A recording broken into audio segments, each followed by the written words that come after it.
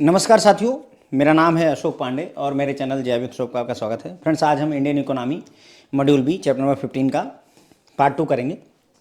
Chapter आपका theory of interest के बारे में। यहाँ पर हमें फ्रेंड्स जो है देखिए सप्लाई और डिमांड कर्व में अपने ध्यान दिए। Money supply and demand chapter में हमने सप्लाई कर्व वगैरह, डिमांड कर्व, ये सारी चीज़ें पढ़ी थी चैप्टर नंबर 13 में। ठीक है, यहाँ पर वही चीज़ है लेकिन मनी के टर्म में है, यानी मनी डिमांड कर्व। ओके, कैसे रेट ऑफ इंटरेस्ट को डिटरमाइन किया जाता है, अगर मनी सप्लाई को बढ़ाया जाए, इंक्रीज किया जाए तो उसका क्या प्रभाव रहने वाला है, और साथ ही साथ में मनी डिमांड कर्व या लिक्विडिटी प्रेफरेंस कर्व जो है शिफ्ट कैसे होता है, ये सारी बातें हमें यहाँ पर डिस्कस करनी है इस लेक्चर में। तो फ्रेंड्स लेट नहीं करेंगे। Money demand curve, quantity of money demanded, जो क्वांटिटी ऑफ मनी डिमांड की जाती है वो बढ़ती है, इंक्रीज करती है with fall in the rate of interest, और इंक्रीज करती है with the increase in the level of nominal income. तो मनी की जो डिमांड है फ्रेंड्स, मनी की क्वांटिटी की जो डिमांड है वो दो बातों से बढ़ती है। हम बढ़ने की बात करें, घटेगी भी, लेकिन हम बढ़ने की बात करें। बढ़ेगी कब? जब रेट ऑफ इंटरेस्ट घटेगा। जब रेट ऑफ इंटरेस्ट घटेगा तो क्या होगा? रेट ऑफ इंटरेस्ट घटेगा तो हमको कोई ज़्यादा रिटर्न मिलने वाला नहीं है, तो ज़्यादा रिटर्न नहीं मिलेगा तो हम कैश अपने पास रखते हैं, बॉन्ड में इन्वेस्ट नहीं करते हैं, तो कैश ज़्यादा रहेगा। सिमिलरली अगर लोगों की नॉमिनल इनकम बढ़ती है, अगर इनकम आपकी बढ़ेगी तो आपको कैश ट्रांजैक्शन के लिए, ट्रांजैक्शन मोटिव के लिए आपको ज़्यादा पैसे चाहिए होते हैं, इसलिए मनी यानी कैश की डिमांड बढ़ जाती है। बेसिकली ये होता है। ठीक है, at a given level of nominal income we can draw a money demand curve showing the quantity of money demanded at various rate of interest. तो किसी एक फिक्स नॉमिनल लेवल, मतलब नॉमिनल इनकम पे एक नॉमिनल इनकम फिक्स कर दी जाए तो हम मनी डिमांड कर्व को बना सकते हैं। उसमें दो चीज़ें होंगी, कितनी क्वांटिटी ऑफ मनी डिमांड की जा रही है, किस रेट ऑफ इंटरेस्ट पर। थोड़ा सा देखते हैं एक फिगर तो क्लियर हो जाएगा हमारे। यहाँ पर देखें, ये है रेट ऑफ इंटरेस्ट फ्रेंड, जो कि ऊपर की तरफ बढ़ रहा है। ये है क्वांटिटी ऑफ मनी। ठीक है, तो यही है आपका LP1 लिक्विडिटी प्रेफरेंस। LP मतलब लिक्विडिटी प्रेफरेंस कर्व 1। तो एक फिक्स नॉमिनल इनकम पर हमने मनी डिमांड कर्व ड्रॉ किया है, जिसमें हम कितनी क्वांटिटी ऑफ मनी की ज़रूरत है, किस रेट ऑफ इंटरेस्ट पर, उसकी बातें कर रहे हैं। ग्राफ को थोड़ा सा इंटरप्रेट अगर हम करें तो से यहाँ पर हम मान लेते हैं 5% रेट है, यहाँ पर 10% है, here is the 15% rate of interest. तो आप मनी की स्थिति देखिए, 5% रेट ऑफ इंटरेस्ट पर, 5% रेट ऑफ इंटरेस्ट पर लोगों को मान लेते हैं यहाँ पर 50 करोड़ है, यहाँ पर 100 करोड़ है, 150 करोड़, 200 करोड़, 250 करोड़, ऐसे मनी लिखी हुई है। ठीक है, तो अब क्या हो रहा है कि जब 5% रेट ऑफ इंटरेस्ट है, when the rate of interest is 5%, लोग जो है 200 करोड़ रुपए कैश मांग रहे हैं।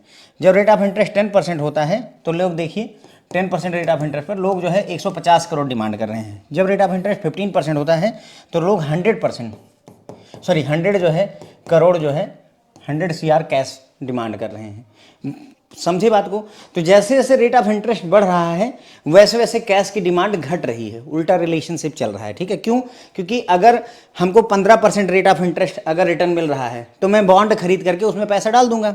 टू इकोनॉमी मतलब टू एसेट वाली इकोनॉमी हमने पढ़ी हुई है ना, उसमें या तो बॉन्ड है हमारे पास या कैश है, तो हम कैश नहीं रखते, ज़्यादा इंटरेस्ट पर हम कमाने के चक्कर में बॉन्ड खरीद लेते हैं। वही बात है यहाँ पर, कुछ नया नहीं सीख रहे हैं एक तरह से। ठीक है, आगे बढ़ते हैं। As demand for money is inversely related to the rate of interest. ठीक है, डिमांड फॉर मनी यानी कि जो मनी की डिमांड होती है, मनी की डिमांड वो इन्वर्सली रिलेटेड होती है किससे सर? रेट ऑफ इंटरेस्ट से, उल्टा चलती है।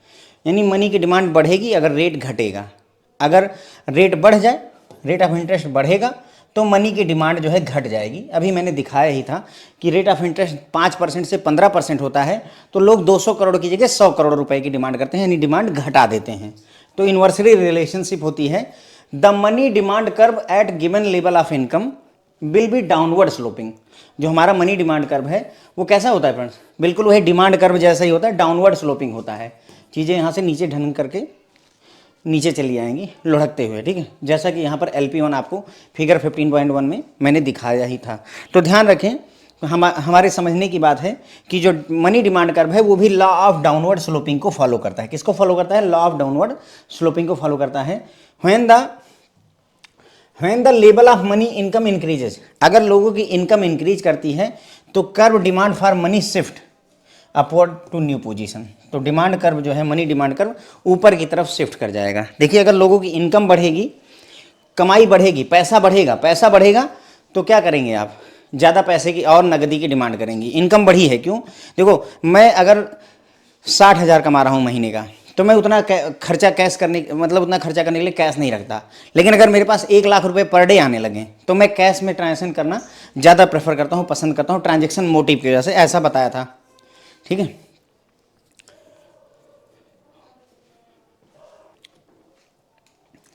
ठीक है। तो इसीलिए जब हमारे पास में इनकम बढ़ेगी, नॉमिनल इनकम बढ़ेगी, तो हम डिमांड बढ़ा देंगे। तो अभी भी रेट ऑफ इंटरेस्ट 5% रहेगा, लेकिन अब हम जहाँ पर फ्रेंड्स 200 करोड़ रुपए की डिमांड करते थे, उसी 5% रेट ऑफ इंटरेस्ट पर ही अब हम कैश की डिमांड बढ़ा चुके हैं। हम बोले कि नहीं, हमको 300 करोड़ में बात बनेगी। रेट ऑफ इंटरेस्ट अभी भी 5% है, तब भी 5% है, बढ़, ठीक है। लेकिन चूंकि हमारी इनकम बढ़ गई है तो हम उसी रेट ऑफ इंटरेस्ट पर ज़्यादा मनी की डिमांड करना शुरू कर देते हैं। ठीक है, इनकम बढ़ने की वजह से।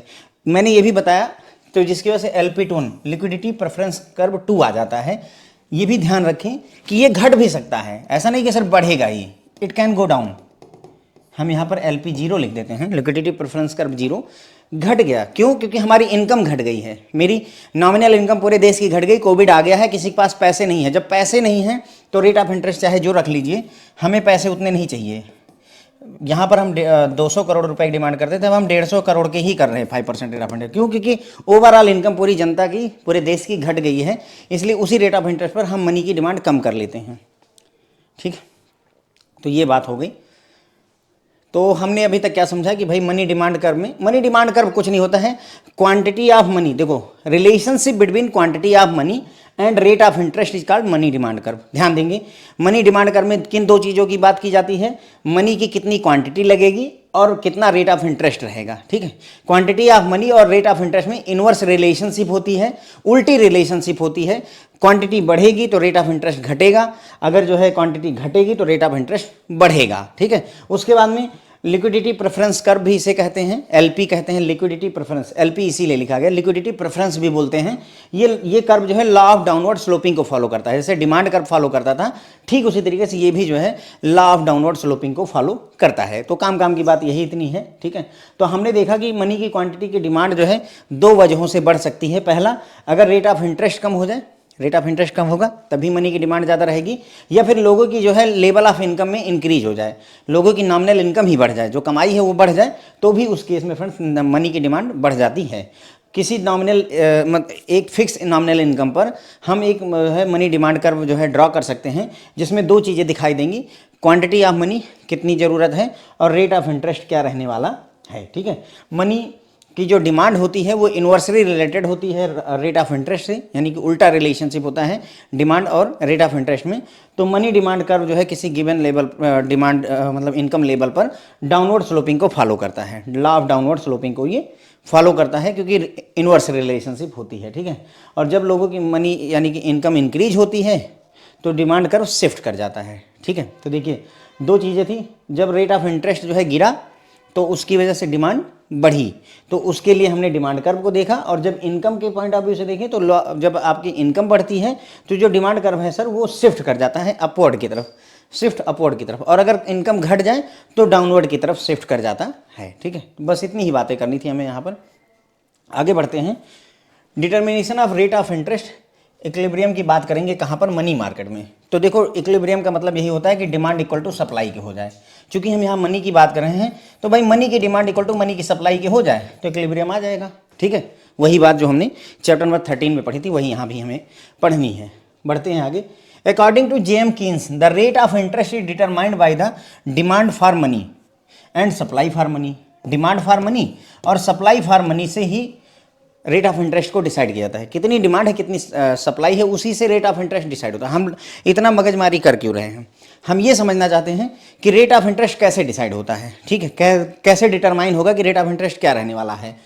Determination of rate of interest, अभी RBI मतलब जैसे बैंक आपको 6% रेट ऑफ इंटरेस्ट अभी दे रहा है FD पे, पहले 12% देता था। कैसे, क्या फैक्टर थे, ऐसा क्या हो गया कि अब पहले 12 देता तब 6 दे रहा है? क्यों?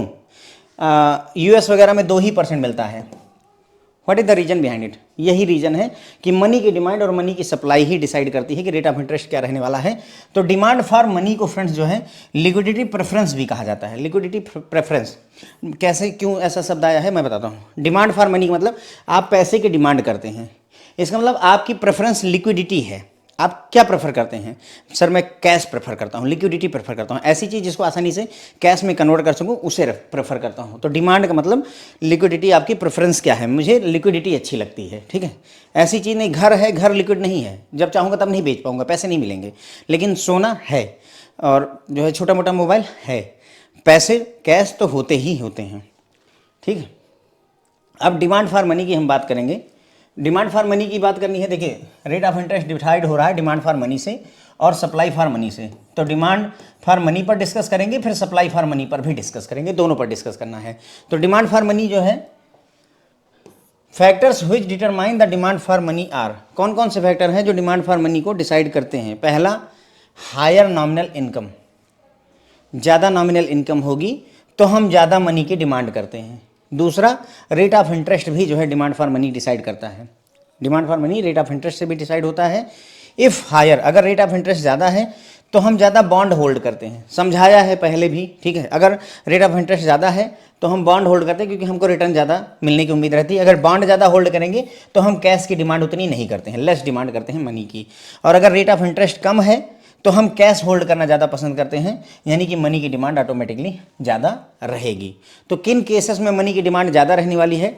अगर नॉमिनल इनकम बढ़ जाए तब ज़्यादा डिमांड करेंगे, या रेट ऑफ इंटरेस्ट कम हो, लोअर हो, तब मनी की डिमांड ज़्यादा रहने वाली है। इन दो केसेस में मनी की डिमांड बहुत ज़्यादा रहती है, ठीक है। अब ये यहाँ पर इस कर्व को भी हमें समझना है।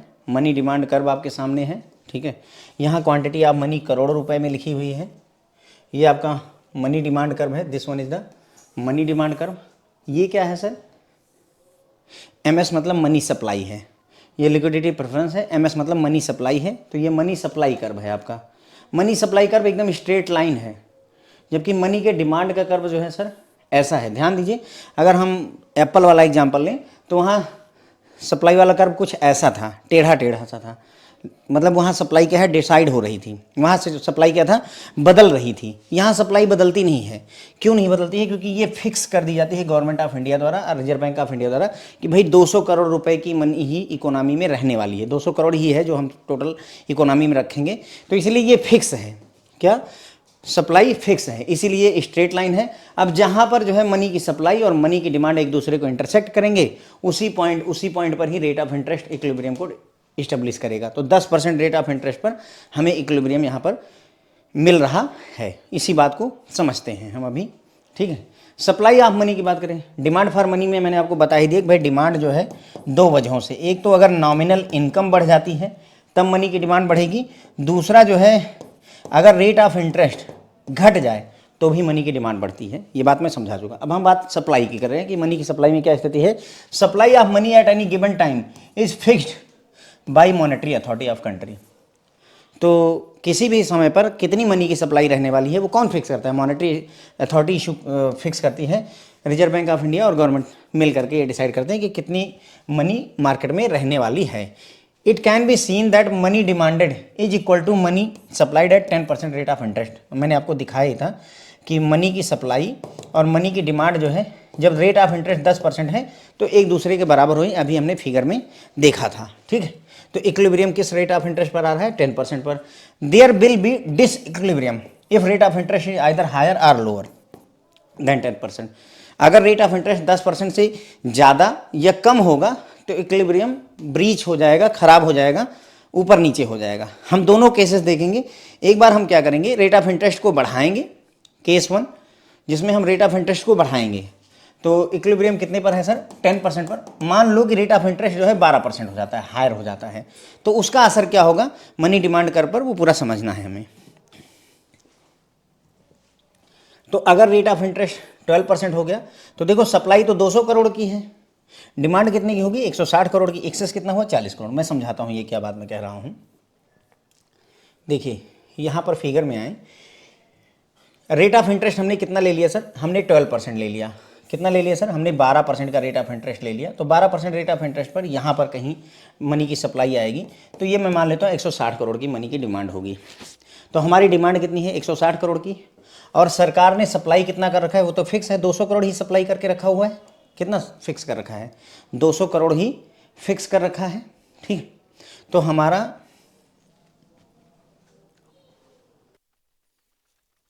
तो हमने रेट ऑफ इंटरेस्ट को 12% अगर एज्यूम किया तो फ्रेंड्स हमारी डिमांड कितनी आ गई, मैं लगभग मान लेता हूँ 160 करोड़ की, ठीक है। और हमारी मनी की सप्लाई कितनी है 200 करोड़ की। तो एक तरीके से हमारे पास में डिमांड 160 करोड़ की है और सप्लाई यानी कि लोग 200 करोड़ रुपए लेकर के खड़े हैं और हम सिर्फ 160 करोड़ रुपए मांग रहे हैं, तो हमारे पास 40 करोड़ रुपए एक्सेस हो गए।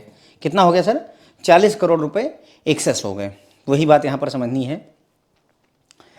देखिए सप्लाई कितनी है 200 करोड़ फिक्स है, डिमांड 160 करोड़ आ गई। 160 क्यों हो गई, क्योंकि रेट ऑफ इंटरेस्ट 12 पर डिमांड यही बन रही है। तो हमारे पास 40 करोड़ रुपए ज़्यादा हो गया, एक्सेस मनी हो गई। अब एक्सेस मनी होगी तो आप क्या करोगे, एक्सेस मनी से आप बॉन्ड खरीदना शुरू कर दोगे। बॉन्ड खरीदना शुरू करोगे, मानो हमारे पास 40 करोड़ रुपए बढ़ गए, तो मैं क्या करूँगा तुरंत ही बॉन्ड खरीदने शुरू कर दूंगा, क्योंकि एक्सेस पैसे क्या करेंगे, अगर हम बॉन्ड खरीदेंगे तो क्या होगा, बॉन्ड की डिमांड बढ़ेगी, बॉन्ड का प्राइस बढ़ जाएगा। और बॉन्ड का जब प्राइस बढ़ता है तो उसका इंटरेस्ट क्या होता है, घट जाता है। इंटरेस्ट घट गया, अभी कितना है 12%, फिर इंटरेस्ट घट जाएगा तो कितना हो जाएगा 10%। तो फिर से आकर के पूरा सिस्टम अपने आप को 10% यानी जितने पे इक्विलिब्रियम था वहीं ला करके रोकता है। यही बात हमें समझनी है, ठीक है। तो supply exceed demand for money, supply जो है वो 200 करोड़ की है, वो एक्सीड कर रही है डिमांड को, ठीक है। देखा भी हमने कि भाई 200 करोड़ की सप्लाई है, 160 करोड़ का रुपए का डिमांड है, तो सप्लाई जो है बढ़ रही है डिमांड से। एक्सेस सप्लाई जो होती है of money reflects the fact that people do not want to hold much money in their portfolio as monetary authority has made available to them. Excess money की सप्लाई बताती है कि लोग जो है उतना पैसा अपने पोर्टफोलियो में नहीं रखना चाहते जितना मॉनेटरी पॉलिसी ने उनको दे रखा है, मतलब मॉनेटरी अथॉरिटी ने दे रखा है कि इतना रखो, 200 करोड़ रुपए रखो, लेकिन वो उतना रखना नहीं चाहते। 160 करोड़ रुपए उनके पास में उनकी ज़रूरत है, ठीक है। तो क्या होगा, now people will react to the excess money supply by buying bonds and replace some of the money in their portfolio with the bond. तो क्या होगा कि जो एक्सेस मनी आई है उसका असर ये होगा कि लोग बॉन्ड खरीदेंगे कि चलो ठीक है ज़्यादा पैसा है बॉन्ड में रख देते हैं, और इससे क्या होगा पोर्टफोलियो में अब पहले कैश था, अब कैश और बॉन्ड दोनों हो जाएंगे, ठीक है। लेकिन चूंकि टोटल मनी इसकी सप्लाई तो 200 करोड़ रुपए है, so it will not reduce by buying bond. ध्यान दीजिए टोटल मनी की सप्लाई 200 करोड़ रुपए की है तो सप्लाई नहीं घटेगी। मार्केट में 200 करोड़ पड़े हैं, अब तुम 200 करोड़ रुपए में से 160 करोड़ कैश रखो और 40 करोड़ बॉन्ड रखो, या 100 करोड़ रुपए कैश रखो और 100 करोड़ रुपए बॉन्ड रखो, क्या फर्क पड़ता है, रहेंगे तो 200 करोड़ ही। मनी की सप्लाई कहीं हिलने वाली नहीं है। But such bond buying would lead to rise in the price of bond. लेकिन चूंकि अब सभी लगे हुए हैं बॉन्ड को खरीदने में, तो बॉन्ड का प्राइस बढ़ जाएगा। बॉन्ड का प्राइस बढ़ जाएगा तो rise in the bond price will lead to fall in rate of interest. आपको पता है कि बॉन्ड के प्राइस में और रेट ऑफ इंटरेस्ट में इनवर्स रिलेशनशिप होती है। तो जैसे ही बॉन्ड का प्राइस बढ़ेगा ऑब्वियसली रेट ऑफ इंटरेस्ट घटेगा ही घटेगा, और कोई तरीका ही नहीं है, ठीक है। सो रेट ऑफ इंटरेस्ट ड्रॉप करता है 12% से 10% की तरफ चलाता है, और यहाँ पर इक्विलिब्रियम इस्टेब्लिश हो जाता है। This means that if rate of interest is low then you will not buy bonds, instead you will hold cash for again for equilibrium demand equal to supply हो जाए। मतलब कहने का रेट ऑफ इंटरेस्ट गिर गया। अब अगर rate of interest गिरेगा तो आप बॉन्ड नहीं खरीदते, क्यों, क्योंकि भाई अगर रेट ऑफ इंटरेस्ट कम है तो बॉन्ड का प्राइस ज़्यादा रहता है, ज़्यादा दाम में हम चीज़ें नहीं खरीदते। समझाया है, सिखाया है, अब ध्यान गिरिए जो बातें कही गई हैं, दोबारा ना बताऊं तो ठीक रहेगा, ठीक है। तो रेट ऑफ इंटरेस्ट कम होने के तो अब बॉन्ड खरीदना हम बंद कर देते हैं और कैश होल्ड करना फिर से शुरू कर देते हैं। तो अगेन जो है डिमांड इक्वल टू सप्लाई फिर से 10% रेट ऑफ इंटरेस्ट पर आ जाता है, ठीक है। तो हमने देखा कि अगर जो है हम रेट ऑफ इंटरेस्ट बढ़ा देते हैं तो भी घूम टहल के जो है ऐसी एक्टिविटीज़ होती हैं कि फिर से इक्विलिब्रियम स्टेब्लिश हो जाता है। अब मान लो रेट ऑफ इंटरेस्ट 8% कर दिया, कम कर दिया, कितने पे इक्विलिब्रियम था 10%, पहले हमने 12% पे आपको समझाया, अब हम इसे 8% पर आपको समझाने जा रहे हैं, ठीक है। अब क्या होगा, रेट ऑफ इंटरेस्ट 8%, सप्लाई कितनी है 200 करोड़ की, डिमांड कितनी है 240 करोड़ की। कैसे डिसाइड हुआ, देखो सप्लाई तो फिक्स है, वो तो हमने देखा ही था कि एक स्ट्रेट लाइन है, सप्लाई जो है 101 स्ट्रेट लाइन है जो 200 करोड़ की फिक्स है, लेकिन हमारा रेट ऑफ इंटरेस्ट कम हो चुका है 8% का, तो 8% पर हमारी डिमांड कितनी होगी, कहीं यहाँ जा रही है, ठीक है। डिमांड कहाँ जा रही है मान लेते हैं 240 260 करोड़ रुपए के आसपास है। तो हमारे पास है कितना मनी 200 करोड़ रुपए, हमें ज़रूरत कितने की है 240 करोड़ की, ठीक है। हमारे पास है कितना 200 करोड़ और डिमांड कितने की है हमारी 240 करोड़ की। तो बात आपको समझ में आ रही होगी, इस बार डिमांड ज़्यादा है, सप्लाई 200 करोड़ की, डिमांड 240 करोड़, तो डिमांड ज़्यादा है और सप्लाई कम है। Now there will be excess demand for the money, लोग मनी के लिए पीछे पड़ेंगे कि हमको पैसा दो, हमको पैसा दो। क्यों? उनकी ज़रूरतें हैं भाई, 240 करोड़ रुपए की खरीदारी करनी है और 200 करोड़ रुपए उसके पास हैं, तो 40 करोड़ रुपए एक्स्ट्रा मांगेगा ही मांगेगा, ठीक है। As a reaction to this excess demand for money, people would like to sell bonds in order to obtain greater amount of money for holding lower rate of interest, ठीक है। मतलब ये कह रहे हैं कि जब एक्सेस मनी की ज़रूरत है, डिमांड है, मुझे 240 रुपये खर्चने के लिए चाहिए, आपने मुझे 200 रुपये दिए हैं, तो 40 कहाँ से आएंगे? मैं अपना बॉन्ड बेचना शुरू कर दूंगा, जो मेरे पास में खिलौने उनको मैं बेच दूंगा ताकि और पैसा मुझे मिल जाए, है, ठीक है। तो बॉन्ड बेचना शुरू कर देंगे ताकि हमारे पास कैश और आ जाए। और साथ ही साथ में ध्यान दीजिए कि लोअर रेट ऑफ इंटरेस्ट, देखो इंटरेस्ट जो है 8% है, 10% होता तो ठीक था, लेकिन रेट ऑफ इंटरेस्ट कम है। तो भाई अगर रेट ऑफ इंटरेस्ट मेरा कम है, ठीक है, तो लोअर रेट ऑफ इंटरेस्ट पे मैं क्यों रखूं बॉन्ड को? ये भी एक सवाल है कि मैं अगर इंटरेस्ट ज़्यादा अर्न नहीं हो रहा है तो मैं बॉन्ड में क्यों रखूं, मैं कैश क्यों ना रखूं? तो इसलिए आप अपने पास कैश ला के रख लेते हैं। लेकिन अब सब बेचना शुरू कर दिए, सब ने बॉन्ड बेचना शुरू कर दिया क्योंकि सबको पैसों की ज़रूरत है। तो अगर सभी बॉन्ड बेचने लगेंगे तो भाई बॉन्ड का प्राइस घट जाएगा, डिमांड घट गई उसकी, है ना। पहले क्या हुआ था, सब खरीदने पर लगे थे तो रिलायंस का शेयर चढ़ गया था, अब सब बेचने पर लगे हैं तो रिलायंस का शेयर जो है घट जाएगा। वही बात, अब सभी बेचने पर लगे हैं तो क्या हो रहा है सर यहाँ पर कि now the fall in the bond price will lead to the high rate of interest. क्या होता है कि इसकी वजह से बॉन्ड का प्राइस गिर गया। अब अगर बॉन्ड का प्राइस गिरेगा तो बदले में रेट ऑफ इंटरेस्ट क्या होगा, बढ़ेगा, उल्टा चलता है, प्राइस गिरा इंटरेस्ट बढ़ा। जो मनी की सप्लाई का स्टॉक है वो तो फिक्स है, 200 करोड़ रुपए का ही है, वो तो बदलेगा नहीं। तो ऑब्वियसली इसकी वजह से बॉन्ड के प्राइस में फॉल की वजह से रेट ऑफ इंटरेस्ट हाई हो जाएगा। So rate of interest will high from 8% to 10%, और अगेन जो है मतलब जहां 8% था वहां से बढ़ करके फिर से 10% हो जाएगा और फिर से हमारा इक्विलिब्रियम स्टेब्लिश हो जाता है, ठीक है। तो आपने देखा, मतलब यहाँ हम क्या समझे, हमने समझा सर कि जब तक जो है मतलब इक्विलिब्रियम नहीं आ जाएगा तब तक मार्केट में एक्टिविटी होती रहेगी और उसी रेट पर आकर के चीज़ें रुकती हैं जो इक्विलिब्रियम का रेट होता है, ठीक है। तो यहाँ पर हमने देखा कि जेएम कीन्स के हिसाब से रेट ऑफ इंटरेस्ट को कैसे डिसाइड कर सकते हो, दो चीज़ों से, मनी की डिमांड कितनी है और मनी की सप्लाई कितनी है। मनी की डिमांड को लिक्विडिटी प्रेफरेंस भी कहा जाता है और मनी की सप्लाई ही होती है जो कि आरबीआई द्वारा डिसाइड की जाती है।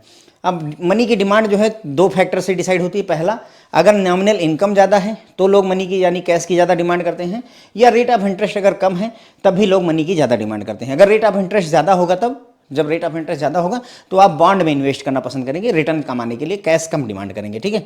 फिर आगे बढ़े तो हमने देखा भाई कि जो है मनी की सप्लाई फिक्स होती है, it is fixed by monetary authority of country. किसी भी कंट्री की मॉनेटरी अथॉरिटी द्वारा फिक्स कर दिया जाता है कि मनी की सप्लाई कितनी रहने वाली। हमारे एग्जांपल में 200 करोड़ रुपए फिक्स कर दिए गए हैं, ठीक है। तो हम देख सकते हैं कि जो है जो मनी की डिमांड है, ये जो नीला वाला कर्व है हमारा, और जो मनी की सप्लाई वाला कर्व है, एक दूसरे को इंटरसेक्ट करते हैं 10% पर। यहीं पर ही इक्विलिब्रियम है, 10% रेट ऑफ इंटरेस्ट पर ही 200 करोड़ रुपए चाहिए, 10% रेट ऑफ इंटरेस्ट रहेगा तो इक्विलिब्रियम स्टेब्लिश है, ठीक है। उसके बाद में अगर रेट ऑफ इंटरेस्ट घटेगा या बढ़ेगा तो दोनों केसेस में फ्रेंड्स जो है हमारा डिसइक्विलिब्रियम आ जाएगा और डिसइक्विलिब्रियम की वजह से प्रॉब्लम्स क्रिएट होंगी। तो उसमें हमने दो एग्जांपल देखे कि सोचो कि रेट ऑफ इंटरेस्ट 10 पे हमारा इक्विलिब्रियम है, लेकिन हम रेट ऑफ इंटरेस्ट को 12% कर देते हैं, हमने रेट ऑफ इंटरेस्ट को बढ़ा दिया तो क्या होगा। अगर हमने रेट ऑफ इंटरेस्ट को 12% कर दिया सर तो डिमांड कितनी हो जाएगी, तो सर पता चलता है कि अब 160 करोड़ रुपए ही चाहिए। कितना चाहिए सर, 160 करोड़ रुपए की डिमांड है और सप्लाई कितने की है, 200 करोड़ रुपए की। तो डिमांड सर हम 160 करोड़ कर रहे हैं और सप्लाई जो है 200 करोड़ रुपए की है। छोटे बच्चे का एग्जांपल लेते हैं, बच्चे को 160 रुपए केवल खर्चे के लिए चाहिए और आपने उसे 200 रुपए दे रखे हैं। नाउ ही हैज़ 40 रुपए ज़्यादा, 40 रुपए ज़्यादा है तो क्या करेगा, एंजॉय करेगा, बर्गर सर्गर खा लेगा, कुछ उसका जो दिल करेगा वो करेगा। ठीक उसी तरीके से चूंकि कीन्स की टू एसेट इकोनॉमी में दो ही चीज़ें हैं, हमारे पास बर्गर वगैरह नहीं है, हमारे पास दो ही विकल्प हैं, या तो हम उसे कैश रख सकते हैं 40 रुपये, या तो इसको इन्वेस्ट कर सकते हैं बॉन्ड में। तो लोग क्या करते हैं, 40 रुपये को बॉन्ड में लगा देते हैं कि चलो ठीक है यार, कम से कम कुछ कमाई हो जाएगी। वैसे भी रेट ऑफ इंटरेस्ट इस समय ज़्यादा चल रहा है। ज़्यादा क्यों चल रहा है भाई, 10% होता था और 12 चल रहा है तो ज़्यादा चल रहा है, 12% ज़्यादा रिटर्न है, रिटर्न ज़्यादा मिल रहा है तो मैं बॉन्ड में लगा दूंगा। तो बॉन्ड में जब आप इन्वेस्ट कर देंगे तो क्या होगा, सभी बॉन्ड खरीदना शुरू कर देंगे। अब सभी को लग रहा है कि यार बॉन्ड में रिटर्न ज़्यादा है तो बॉन्ड में लगा देते हैं। तो अगर बॉन्ड की सभी डिमांड करेंगे तो बॉन्ड की वैल्यू बढ़ जाएगी। इसको लगेगा अरे सब मुझे ही पूछ रहे हैं तो दाम बढ़ाओ, ठीक है, तो बॉन्ड की दाम बढ़ गई।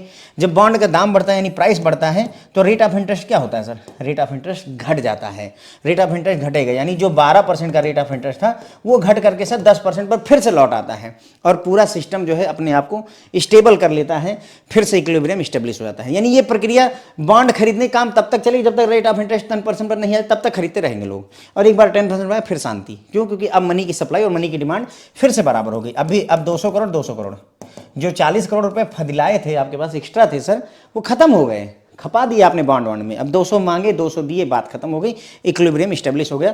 जब रेट ऑफ इंटरेस्ट बढ़ा दो, अब रेट ऑफ इंटरेस्ट घट जाए तब क्या होगा, से कि हम 8% रेट ऑफ इंटरेस्ट पर देखते हैं, इक्विलिब्रियम हमारा 10% पर है, तो सर उस केस में डिमांड हो जाएगी हमारी, देखिए 240 करोड़ रुपए, ठीक है।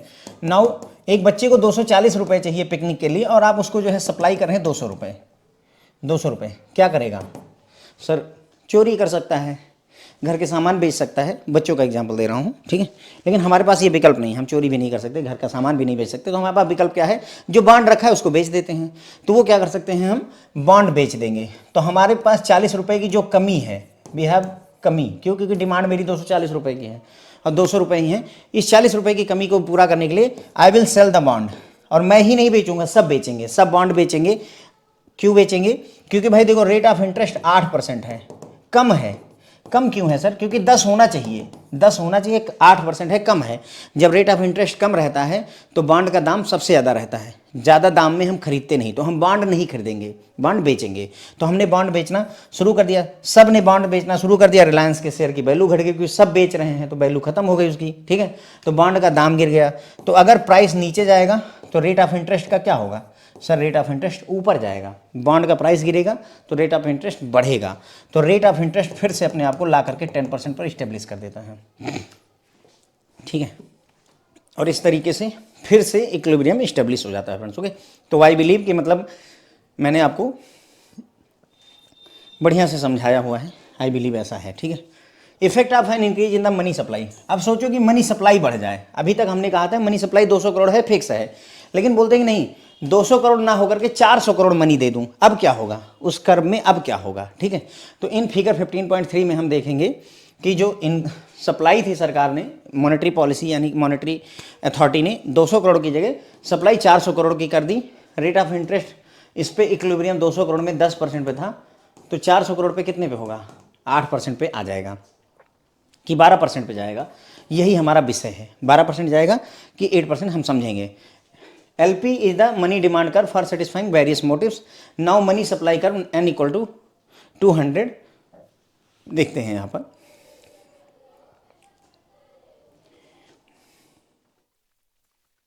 ये आपका 200 करोड़ रुपए की सप्लाई है, ये सर आपकी 400 करोड़ रुपए की सप्लाई है। ये आपकी डिमांड है, लिक्विडिटी प्रेफरेंस फिक्स है। अब देखें जब सप्लाई बढ़ी तो ऑब्वियसली हम इधर बढ़ेंगे, किधर की तरफ बढ़ेंगे, इधर की तरफ बढ़ेंगे, क्योंकि यहाँ 50 करोड़ की सप्लाई 100 करोड़ की, 200 करोड़ 400, 600, 800। रेट ऑफ इंटरेस्ट यहाँ पर हो सकता है 6% हो, 8% हो, 9% हो, 10%, 12%, 14%, लाइक दैट ना। तो अगर हमारी मनी की सप्लाई बढ़ी है तो obviously we will move to this side, ठीक है। अब अगर हमारी मनी की सप्लाई और डिमांड कर्व का इंटरसेक्शन अगर हम देखें तो यहाँ पर इंटरसेक्ट हो रहा है, मान लेते हैं 10% पर एग्जाम्पल के तौर पर, तो यहाँ जो इंटरसेक्ट होगा वो 8% पर होगा।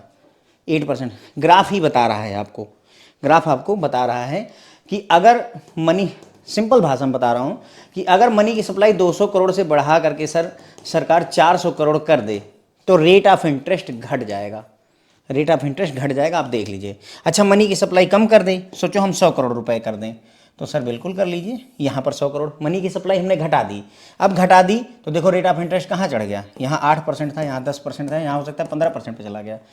तो मनी की सप्लाई अगर घटा दी जाए, मनी की सप्लाई 200 करोड़ से घटा करके हम 100 करोड़ कर दें, हमने मनी की सप्लाई घटी, बदले में सर रेट ऑफ इंटरेस्ट बढ़ जाता है, बदले में सर रेट ऑफ इंटरेस्ट बढ़ जाता है, ठीक है। यही इतना समझना है जो मैंने आपको समझा दिया है फिगर से, समझना हमें यही बात है, ठीक है। तो rate of interest is determined when demand for money is equal to supply for money equal to 200 crore. Demand मतलब रेट ऑफ इंटरेस्ट कैसे डिसाइड होगा, जब 200 करोड़ की डिमांड हो और 200 करोड़ की सप्लाई हो, जिस रेट ऑफ इंटरेस्ट पर, वही हमारा जो है रेट ऑफ इंटरेस्ट होगा। Now demand equal to supply है किस पर, रेट ऑफ इंटरेस्ट जब 10% है, रेट ऑफ इंटरेस्ट है 10% is equilibrium rate of interest. ठीक है, ये हम पहले भी देख चुके हैं कि हमारा 10% पर ही सामंजस्य बैठ रहा है। अगर अदर थिंग्स अनचेंज रहें लेकिन increase in the quantity of money, बाकी सब चीज़ें नहीं बदली लेकिन हमने सप्लाई बढ़ा दी। Now we have the supply of 400 crore, 400 crore रुपए हो गए। थी कितनी सप्लाई, 200 करोड़। सरकार ने कहा कि 400 करोड़ कर दो, तो 400 करोड़ कैसे होगी, तो उसके लिए सरकार आरबीआई ओएमओ करती है, ओपन मार्केट ऑपरेशन करती है। ओपन मार्केट ऑपरेशन मतलब गवर्नमेंट सिक्योरिटीज की खरीदना और बेचना ओपन मार्केट ऑपरेशन कहलाता है। ठीक है,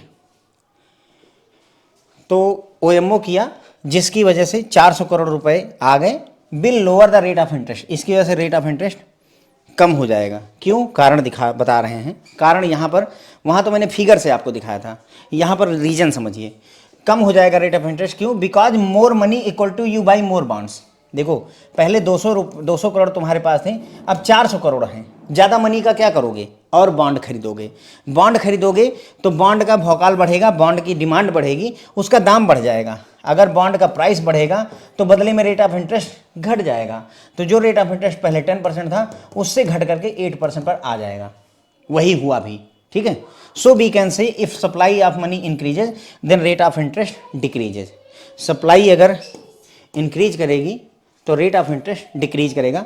तो इनवर्स रिलेशनशिप यहाँ पर भी हमने इस्टेब्लिश कर ली। इनवर्स रिलेशनशिप हमने यहाँ पर भी इस्टेब्लिश कर ली। एग्जाम में ये लाइन पूछी जा सकती है कि मनी की सप्लाई यदि बढ़ा दी जाए तो रेट ऑफ इंटरेस्ट पर क्या प्रभाव पड़ेगा। Did you get the point, बात आपको समझ में आ गई। इतना ही था सर, यहाँ पर कोई ज़्यादा डिफिकल्टी नहीं है।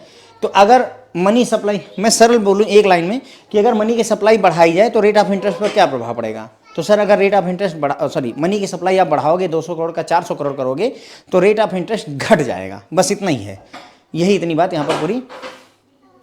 ठीक है, तो मैंने इसका पूरा एग्जांपल दिखाया कि भाई मनी की सप्लाई 200 करोड़ थी तो इक्विलिब्रियम 10% पर आ रहा था।